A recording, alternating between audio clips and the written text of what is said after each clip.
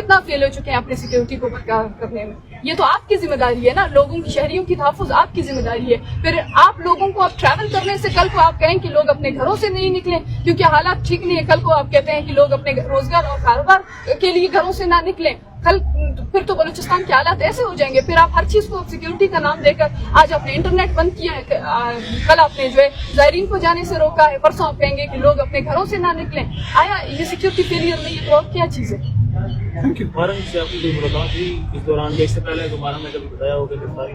जी देखिए, doctor Marang Bloch के साथ फैमिली के अलावा और किसी को मुलाकात करने नहीं देते हैं। हमने खुद कोशिश किया है, मेरे ऊपर खुद बलूचिस्तान में इस वक्त अरेस्ट वारंट जारी किए हैं और शायद मैं खुद अगर बलूचिस्तान में इंटरव्यू हो जाऊँ तो मुझे गिरफ्तार किया जाता है। लेकिन इसके बावजूद मैंने 2-3 दफ़ा कोशिश किया उनसे मुलाकात की, लेकिन उनके जो है फैमिली के अलावा, फैमिली मेम्बर्स के अलावा और किसी को इजाज़त नहीं दी जाती। Thank you. मैं अवेयर कर रही हूँ।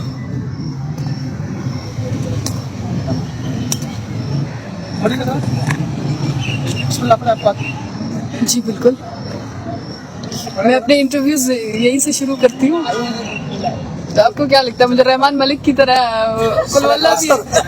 हाँ, सूर्य इखलास था। सूर्य को और चला गया। एक 3-4 बांटना था बीच में, मुन्ना होता ना वो थोड़ा दोबारा पढ़ा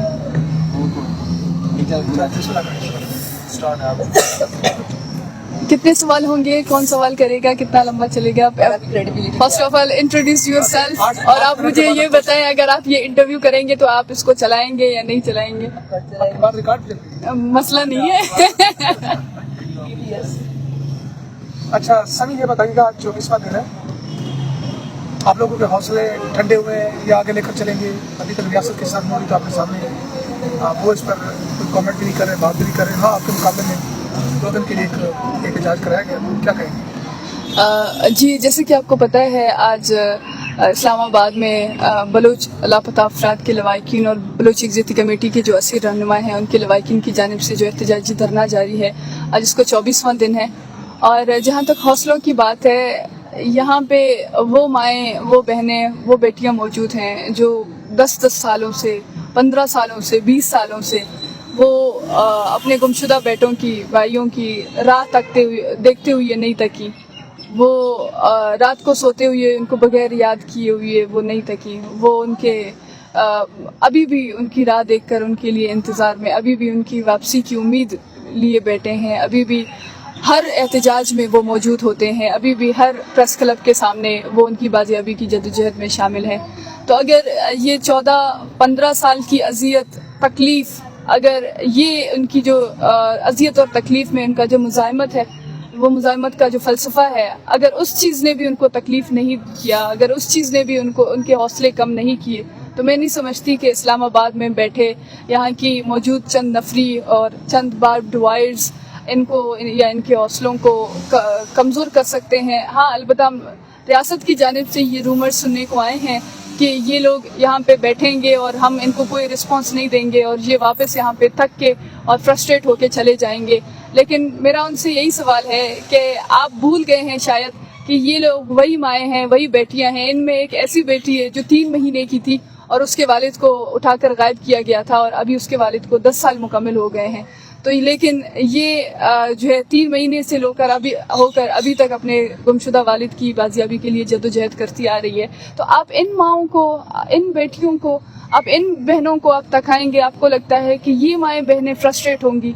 आपको लगता है कि ये माएँ बहनें यहाँ पे धूप में बैठने से कमज़ोर होंगे? हमने 100 से मोर डेज हमने पैदल लॉन्ग मार्च किया है, क्वेटा से कराची, कराची से इस्लामाबाद तक हमने पैदल लॉन्ग मार्च किया है। हम क्वेटा से लेकर कराची, कराची से लेकर इस्लामाबाद तक, हम क्वेटा के प्रेस क्लबों में हम महीनों तक भूख हड़ताली कैंप्स में बैठे हैं। हम कराची में महीनों तक भूख हड़ताली कैंपों में बैठते हैं। रोज़ हमें सड़कों पर घसीटा जाता है, रोज़ हमें सड़कों पर जो है हमारी चादरें खींची जाती है। लेकिन किसी भी चीज़ ने जो दर्द, जो तकलीफ हमारे दिल में है, जिस अजियत से हम गुजर रहे होते हैं, वो यहाँ पे सड़कों पर बैठ के या धूप को बर्दाश्त करके या इन बारिशों में बैठ के, ये चीज़ें उस दुख और उस तकलीफ के मुकाबले में बहुत छोटी हैं। تو یہ ایک غلط فہمی ہے کہ اگر یہ لوگ سڑکوں پر بیٹھیں گے یہ فرسٹریٹ ہوں گے. لہٰذا ایسی کئی مثالیں ہیں کہ ہم 50 دنوں تک اسی موسم میں اسی طرح سڑکوں پر بیٹھے ہوئے ہیں لیکن ہم فرسٹریٹ نہیں ہوئے ہیں. اور جب تک ہمارے لوگ غائب ہیں ان کے لیے اگر ہمیں سالوں نہیں دہائیاں لگے ہیں ہم تب بھی ان کی راہ کے لیے منتظر ہوئے ہیں اور ہم تب بھی ان کے لیے دیکھ رہے ہیں. سر یہ بتائے گا کہ ہم نے دیکھا کہ مریم نواز جب اپوزیشن میں تھی تو وہ یہاں پر آتی تھی آپ لوگوں کے ساتھ ظاہر یکجہتی کرتی تھی کیمپ بھی اور واقعات بھی آپ کو یاد ہیں. آج ہم دیکھ رہے ہیں کہ سب سے زیادہ غلیظ اور گھٹیا کمپین اگر وہ چلائی جا رہی ہے تو وہ ان کے سوشل میڈیا پروموٹرز جو ہیں ڈاکٹر مارا بلوچ آپ کے خلاف بچوں کے خلاف چلا کس طرح کیونکہ اس ٹائم پہ وہ اپوزیشن میں تھی ان کو ہمارے ہمدردی کی ضرورت تھی. اگر وہ ہمارے ساتھ بیٹھ کے چند لائنز وہ بولتی تھی تو وہ سوشل میڈیا میں ہائی لائٹ ہو جاتی تھی. لوگ ان کی تعریفیں کرتے تھے, لوگ ان کی اس ہمدردی کے حوالے سے ان کو سراہتے تھے, اس کی فین فالوئنگ بڑھ جاتی تھی. لوگ اس کو جو ہے چیمپئن بناتے تھے ہیومن رائٹس کی کہ کتنی جو ہے یہ دردوار ہے, یہ کتنی بڑی غمخوار ہے کہ یہ ماؤں بہنوں اور بیٹیوں کی درد اور تکلیف کو سمجھتی ہے اور اس کے پیچھے وہ جو اقتدار کی کرسی ہے اس کی لالچ ہے. کیونکہ یہ صرف PMLN کی حکومت نہیں, جو کوئی حکومت اپوزیشن میں آئی ہے وہ ان کو ہماری درد, ہماری تکلیف, ہماری اذیتیں وہ سب یاد آئی ہیں.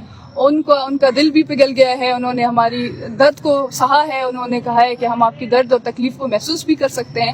تو یہ ان کے ڈبل سٹینڈرڈ پالیسیز یہ پہلی دفعہ نہیں ہے کہ ہم نے اس چیز کو دیکھا ہے. اور ہمیں اب یہ بھی پتا ہے کہ آج اگر وہ تنظیمیں اپوزیشن میں ہیں, وہ حکومتیں اپوزیشن میں ہیں, وہ اگر ہمیں سپورٹ کر رہی ہیں, کل وہ اگر پاور میں آئیں گی تو وہ بھی ہمارے مخالف کھڑے ہوں گے. لیکن ہم وہی لوگ ہیں جو کل بھی ہم کھڑے تھے, ایک ہی موقف کے ساتھ ہم کھڑے تھے, ہم آج بھی اسی موقف کے ساتھ کھڑے ہیں. جو اقتدار کے لالچی لوگ ہیں, جو صرف اقتدار کے لیے اپنے موقف کو, اپنے بیانیے کو, اپنی انسانی ہمدردی کو, ہر چیز کو تبدیل کر سکتے ہیں, وہ اپنے ضمیر کے جواب دہ خود ہیں. خاموشی سمجھ آتی ہے لیکن یہ جو غلیظ کمپین سٹارٹ کی گئی ہے نون لیگ کی جانب سے اس پہ کیا کرے, اس کی کیا وجہ ہو سکتی ہے؟ اس کے کچھ آقا بھی ہیں, ان کو بھی خوش کرنے کی ضرورت ہے نا. پھر وہ آقائیں کیسے خوش ہو جائیں گے, پھر وہ کرسی ان کو کیسے ملے گی جس کی وجہ سے وہ ابھی تک اس اقتدار کی کرسی میں بیٹھے ہیں. اس کے لیے بھی ان کو کچھ ترتیب اور بنانے کی ضرورت ہے نا. وہ جگہ اتنی آسانی سے نہیں ملتی, اس کے لیے آپ کو بہت زیادہ گھٹیا, بہت زیادہ غلیظ ہونے کی ضرورت پڑتی ہے, جو کہ ہر حکومت میں آنے والی حکومت کر رہی ہے اور یہی PMLN بھی کر رہی ہے.